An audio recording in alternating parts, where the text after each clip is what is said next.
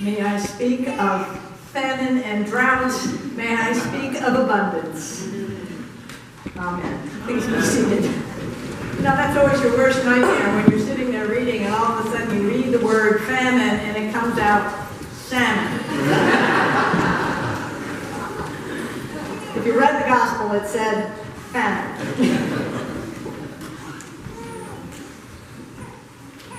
As we're getting ready for our annual meeting, I keep thinking about our new mission statement, which is really not a new mission statement. It's been percolating for a couple of years now.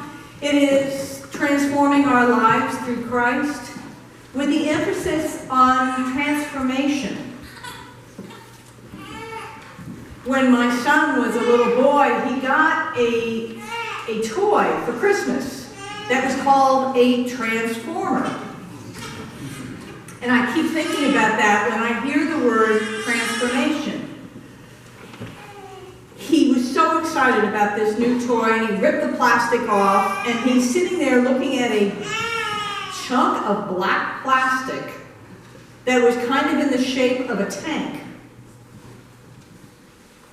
And he looked kind of woebegone like, what the heck is this?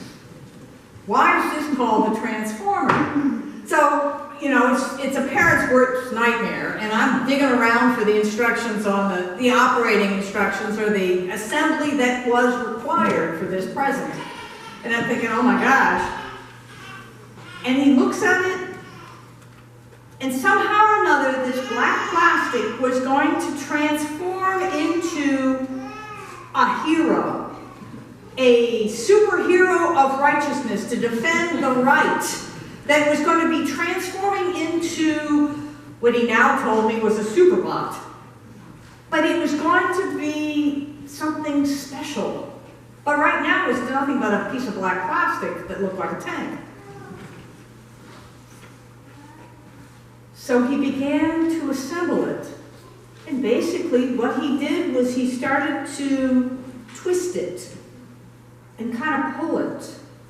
And then an arm sprung out. And then a leg came out. And then a head.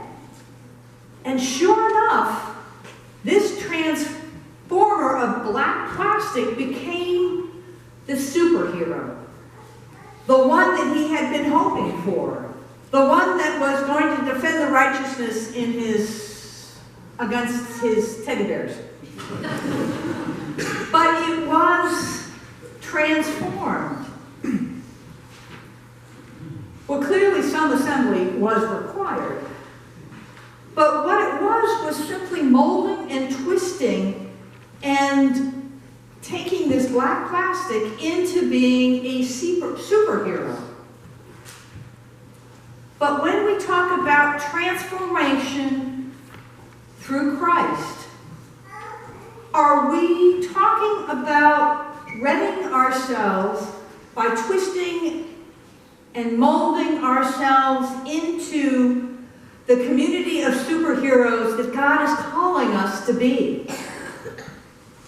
Are we putting ourselves in the hands of God to do that?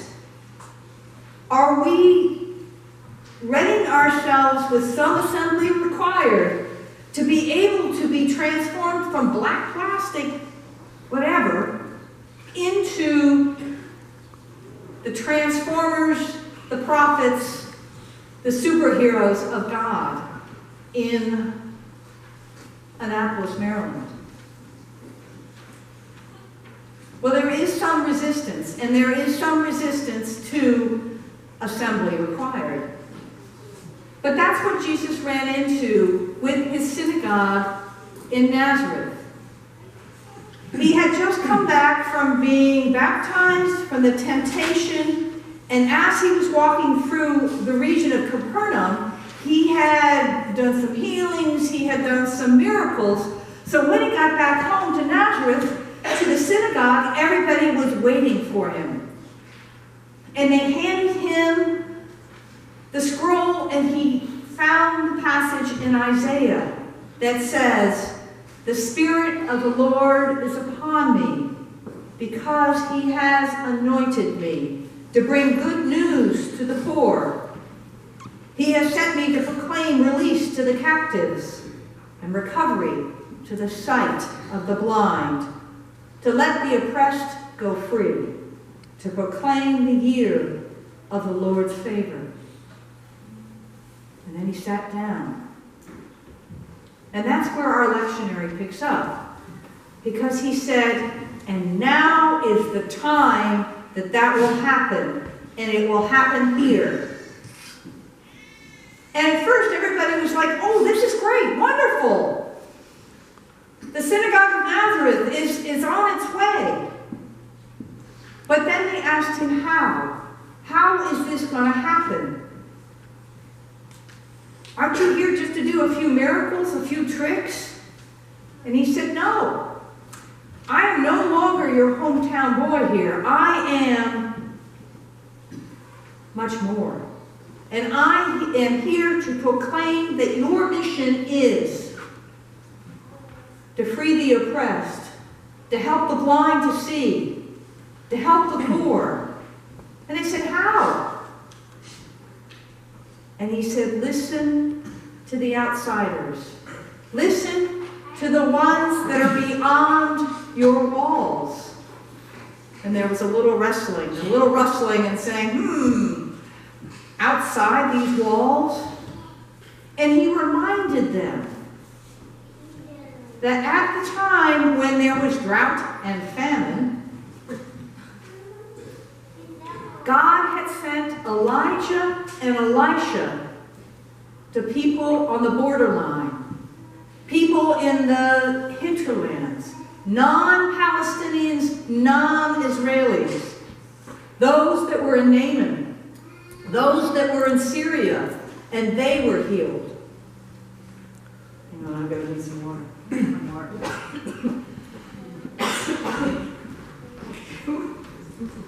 Thank you very much. This happened at 7:30. I'm sorry. I should have brought the water up here.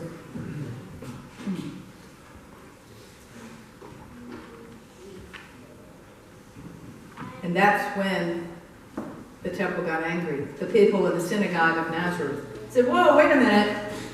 We're not ready for that. We're not ready for God to speak to the outsiders. We're ready for you to speak to us here. And they got so angry that they threatened to throw him off the cliff. Why did they get so angry? I think it was because they didn't want to think that God was speaking to anybody else but themselves. They didn't want God to tell them that their mission was to be feeding the poor and the hungry and helping the blind and the lame. They just wanted Jesus to do a few tricks. Doesn't that kind of sound like Episcopalians to you? You know the old joke about how many Episcopalians does it take to change a light bulb? One to really miss the old one to protest and threaten to leave because of the new one, and then somebody getting up on the ladder and changing the light bulb. We are not meant to be changed. We are not meant to be molded and transformed. We're Episcopalians. And yet that is God's mission to us. That is what St. Margaret's has chosen, is to be transformed, to be molded and shaped, to be new people in Christ. And as such, to listen to those who have needs beyond us, to invite them to come to us, to hear and to be transformed and shaped, and for us to go to them and say, what is it that we need to learn from you? That's what transformation means. Allowing ourselves to be the plastic in God's hands, to be molded, to be shaped, to be formed, to become the superheroes that God has called us to be. But in that transformation, it needs to start with each one of us. Because God is asking you to be transformed.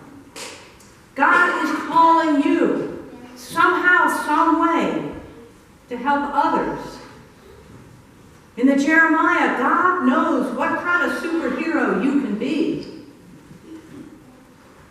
Are you listening to that call? Or are you claiming, oh no, I'm too young, as Jeremiah did? And God touched his lips and said, no, I am calling you. Because that is the love that God proclaimed in Corinthians. We are the God of love. Jesus was the love. Jesus is the one that binds us together. And with that kind of support, I'm ready to be transformed. Are you?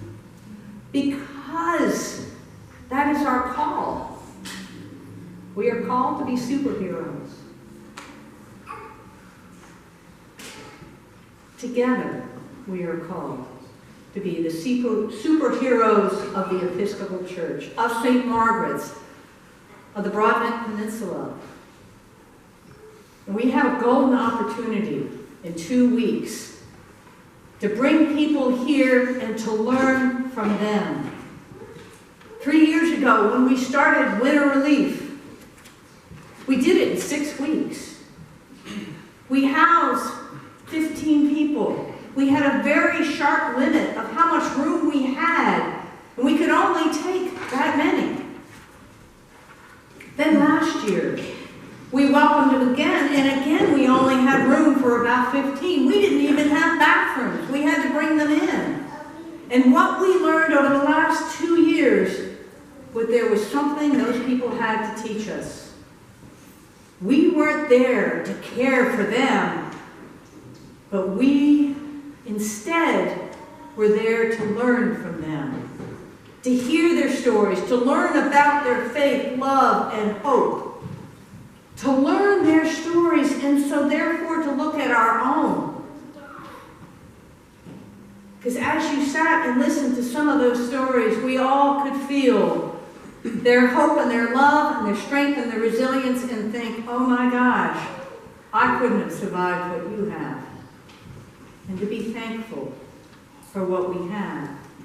In 2 weeks, we have another one of those golden opportunities to learn from those we welcome, to be transformed by their stories, to risk ourselves in front of people who we normally would not learn their stories, not know. But that's the golden thing about Winter Relief, is that we learn from them. They become more than faces. They become people. They become stories. They become friends. We have this opportunity. But strangely enough, this year we don't have the sign-ups. We don't have the volunteers. We're hurting. And to make it even harder is that this year we have no maximum. We have no limit of people we can welcome. And so we're expecting not 15, but 35. This is a golden opportunity for all of us to be transformed one-on-one with our guests, to discover what we can learn from them, to discover our abundance and to share that abundance, but also to receive the abundance that they can give us. It is our time to be transformed by Christ, to be molded, to be shaped, to learn. Let us answer that call. Amen. Amen.